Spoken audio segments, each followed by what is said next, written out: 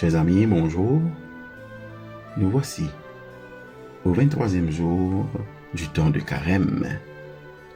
En Marc chapitre 9, le verset 29, nous lisons « Il leur dit, cette espèce-là ne peut sortir que par la prière. » Et pour ce matin, notre méditation sera basée sur Marc chapitre 9, les versets 2 à 32.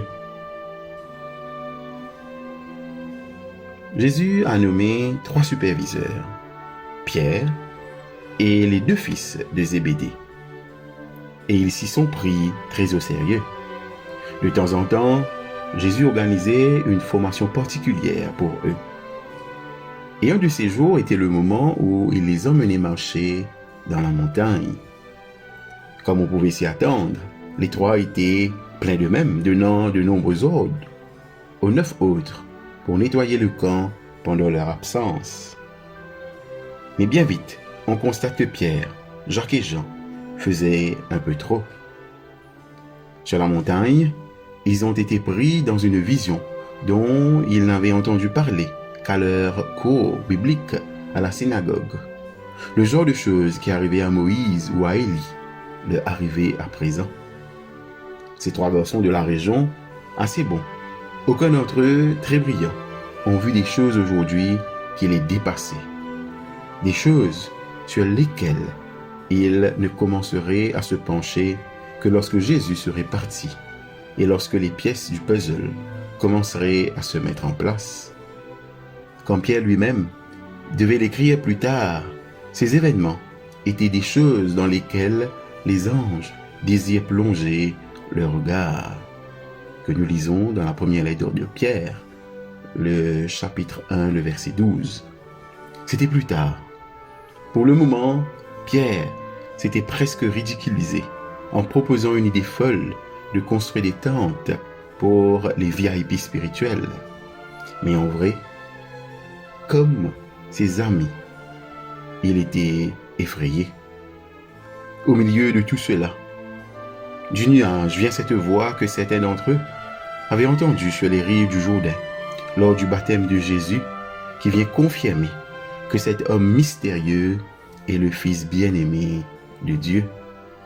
Soudain, l'expérience du Sinaï, où les dirigeants du peuple élu communiant avec Dieu au sommet de la montagne, une expérience dont ils avaient jusque-là simplement entendu parler dans la synagogue. Et maintenant, leur expérience. Ils étaient encensés par ce qui leur était arrivé.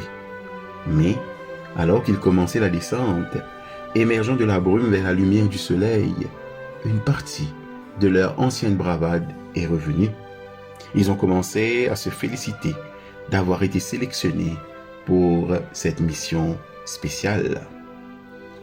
Quand ils arrivèrent au camp, ils ont été déçus, mais pas autant que Jésus.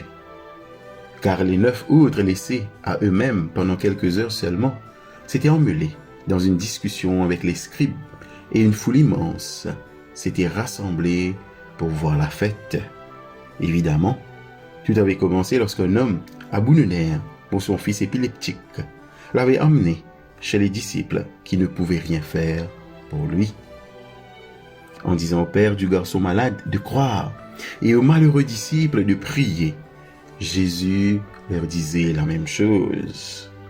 Que nous soyons victimes, secouristes, nous avons simplement besoin de vivre en unité avec Dieu notre Père, afin que nos prières soient exaucées et que sa puissance soit libérée en nous. La question pour nous ce matin: croyons-nous que tout est possible à ceux qui donnent leur cœur à Dieu?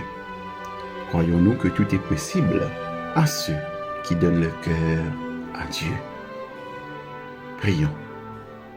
Père, apprends-nous à prier afin que nous puissions jouir d'une telle unité avec toi, que nous puissions chasser les ténèbres et faire entrer ton royaume par Jésus qui dans l'esprit est un avec toi.